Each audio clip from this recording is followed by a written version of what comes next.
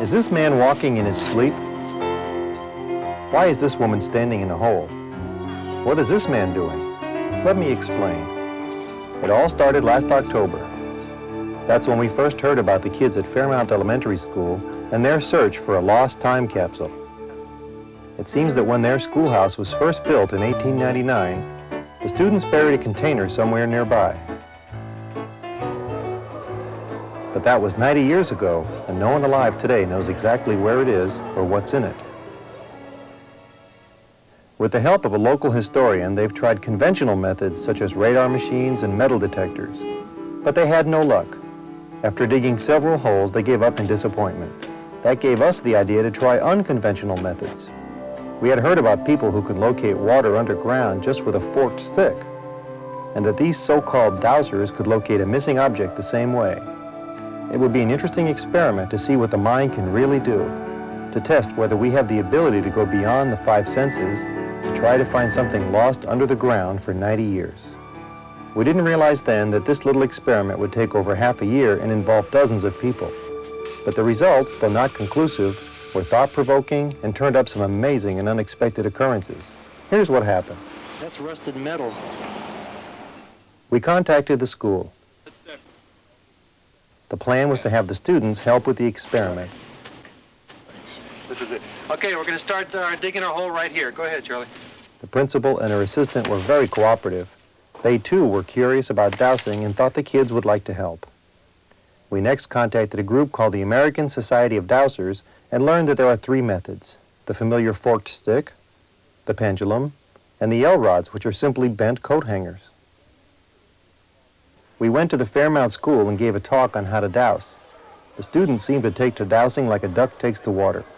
Many of the children picked up the rods and got the feeling right away. We decided to use the L-rods and the pendulum. We also used a map of the school grounds with boxes representing 5-foot squares. The students could either walk around the schoolyard with the L-rods or they could map douse. Oddly enough, most dowsers claim that you can douse from a map of an area. When you hold the pendulum over a portion of the map, the reading corresponds to the actual site the map represents. You get the same reading from a map of the place as you do from the place. If it works, it could sure save a lot of time in walking. Okay, we just checked the measurements on the map, found out that each square that we have here is good for 5 feet, and we used a tape measure, and a signal that we've gotten on the map corresponds exactly to this spot. And the rod finds an influence. The metal, there's an influence here on this spot. There's a lot of activity right here. But the school board had doubts about the school's involvement with the experiment. They needed some time to think about it. While they were thinking, we learned more about dowsing. One of the oldest references is a cave painting in North Africa dating back 8,000 years. Isaac Newton tried dowsing, so did Thomas Edison and Albert Einstein. When the Bible describes Moses bringing forth water with a stick, was he dowsing? Even though it has been with us a long time, we still can't explain it. But just because science can't explain it doesn't mean dowsing can't work. The nearest explanation seems to be that humans unconsciously know things that lie beyond the range of normal awareness. Some of this information, hidden deep in the mind, may cause minute physical changes which then affect the dowsing rods. We also learned that sometimes you don't even need the instruments to douse. They call this deviceless dowsing. It's as if the L-rods and the pendulum are extensions of our minds, but sometimes we can just use our minds. This sounded to us like what we call psychic or intuitive. We decided that this too should be part of our experiment. The new plan was to take a dowser and a psychic out to the school at different times and record what they get. Also to give out several maps to people and see what they get by map dowsing. It would be interesting to compare what total strangers got about the location of the missing time capsule and if there was any similarity in their impressions. While the school board was still thinking about what to do, we brought our psychic out to the school. I'm Mark Aronin, and I'm here with Bill Cody in Hackensack, New Jersey, and I haven't seen the Fairmont School yet.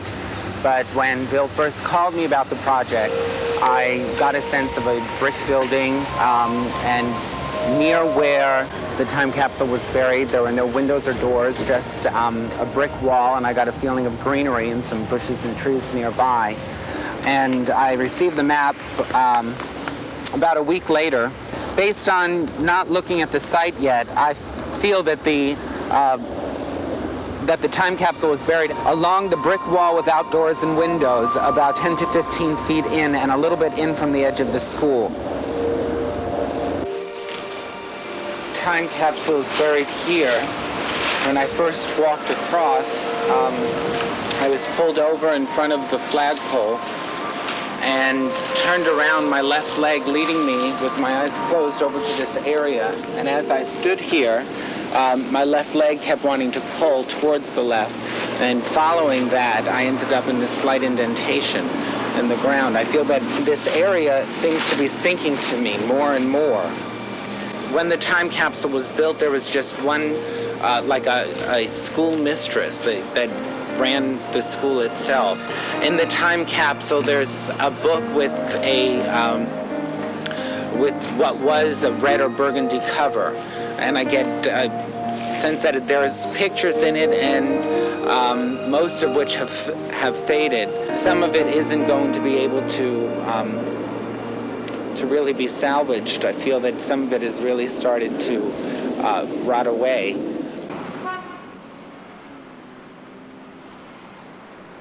At this point, things were starting to get very interesting. Our dowser was Nick Samarge, the head of the local dowsing society. Using a combination of L-rods, pendulum, and map dowsing, he was led to a spot right away.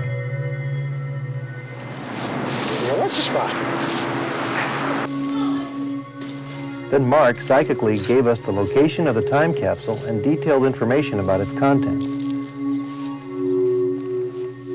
Unfortunately, his was not the same as Nick's location. Obviously, we needed more input. We gave the map to 10 other people. They were dowsers, psychics, and ordinary folks. The results were startling. One other person got close to Nick's spot, 3 people got near Mark's main spot, and 3 people got near Mark's second spot. Could this be mere coincidence? Around this time, the school board reached a decision. Although the children at the Fairmont School could not be officially involved, we could proceed with our dig as independent outsiders. Since almost 2 months had elapsed since we started, we were very anxious to go to the school and dig. Somewhere under the ground, the lost time capsule lay silently buried, waiting patiently for 90 years for someone to come to its rescue. Would that someone be us? On December 17, 1989, we drove out to the school with picks and shovels and high hopes. Even though there was a little snow around and the ground itself was frozen, we marked our spot and started to dig.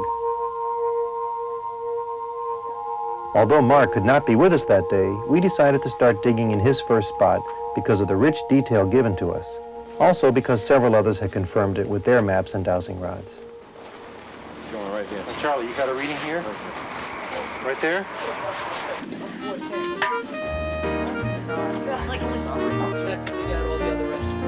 With enthusiasm and scientific curiosity, we proceeded to destroy the schoolyard.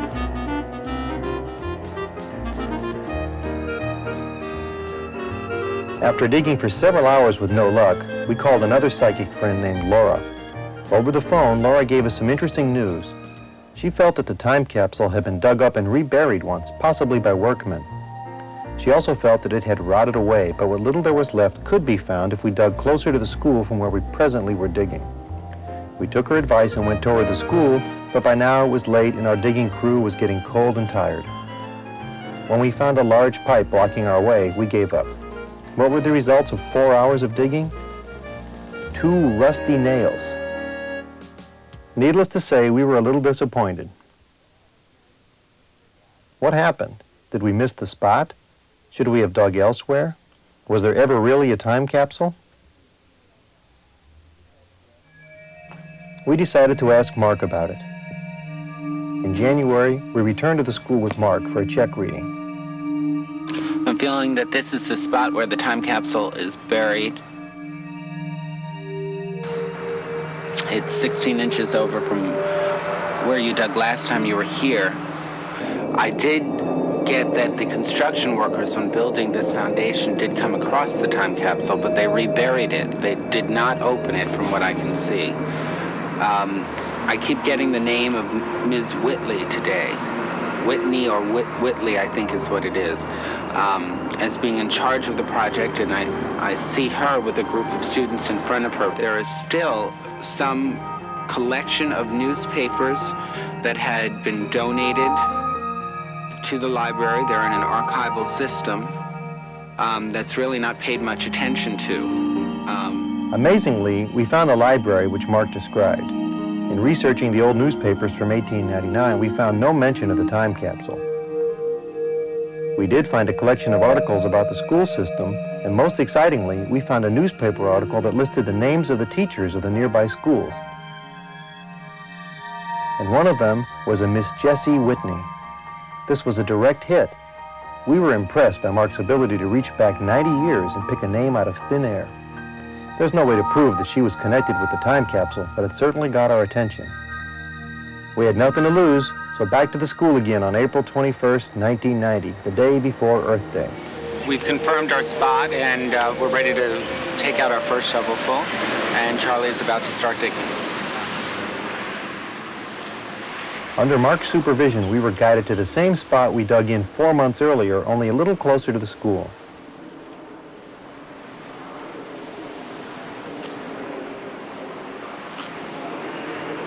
Just then happened one of those weird little coincidences that makes you wonder.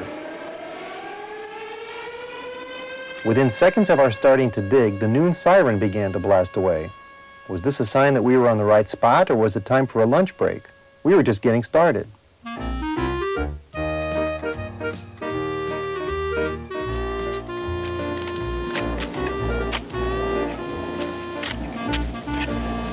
Kids buried here, or the administrators. Right? They were gonna make them last forever.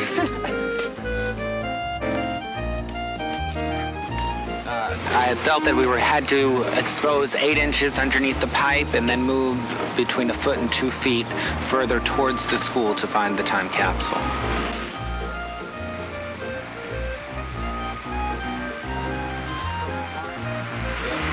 Start heading between the 2 bushes about the same depth down.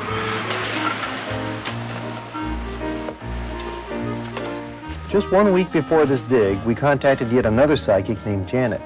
When asked if we would find the time capsule, she replied, "My feeling is that you're not going to find a time capsule in a metal container or anything like that. Oh, I don't want to break your dreams or anything, but I have to tell you what I get. It's like down there, but it was like it deteriorated or something. It was like nothing." Janet's comments simply confirmed what Mark and Laura had felt. By now, we suspected that the time capsule had long since rotted away, but that we may find fragments if we looked for them.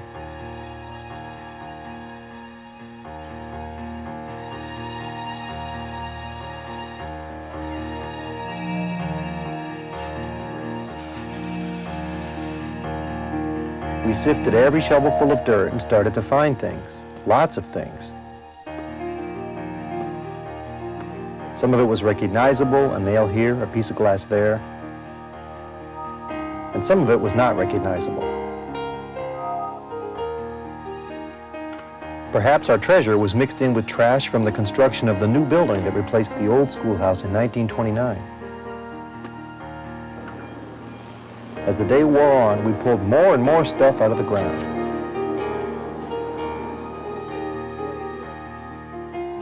This is interesting. Could this be from the time capsule? Finally, it was getting late, and we felt it was time to go. Well, gang, we finished our dig, and we didn't find a time capsule per se, but we found a lot of stuff, and maybe what we're looking for is in here, so we're going to take it home and analyze it carefully. And right now we're finishing up and we're putting everything back in the ground, so we left it as we found it. Anything you'd like to say? I feel good that the spot that we picked did have stuff buried in it, even though we can't confirm yet what it is, and also that the direction we were going in did seem to be important, as I had stated earlier, because... In terms of sheer volume, we were much more successful than the first time we dug. But did we actually recover anything from the time capsule? After going through what we found and examining it carefully, we were drawn to a few things that seemed out of place with the construction debris. This reminded us of something else that Janet had said in her reading a week before the dig. It's like down there, but it was like deteriorated or something. It was like nothing. You know the old egg cartons? You know that mache kind of paper? Yeah. There's something out of like an egg carton, but I might be seeing it gray. I might be seeing a whole bunch of papers together matted, that it gives me an egg carton feeling. You're just going to get the tip, yeah, there's some wood, so it's in a wood box. It's in wood. This was amazing. That seems like exactly what we did find. Mark says it was the cover of an old book, the one he described 6 months earlier when he was listing the contents of the time capsule. In the time capsule, there's a book with what was a red or burgundy cover. And I guess our discoveries may not make it to the cover of Time magazine, yet we felt a certain satisfaction as the events unfolded and led us to these objects. We conducted an experiment. What is really possible with the human mind? Can we see into the ground somehow and receive impressions outside of our senses? North, east. How did Mark, Nick, Laura, and Janet get their information? How does dowsing work? We can't answer these questions, and we can't even prove if we found part of the time capsule. Yet our enthusiasm is still strong. We found just enough to keep us interested. The details provided by the dowsers and psychics were not always perfect, yet sometimes they were incredibly accurate. Perhaps Mark was getting some of his impressions from the past, the time of the burial, while the others were getting impressions from the present, the time of the dig. We don't know, but we feel that the only way to learn more about our intuitive abilities is to keep experimenting with an open mind. They're crossing. I'm not doing anything to them. Just getting across it.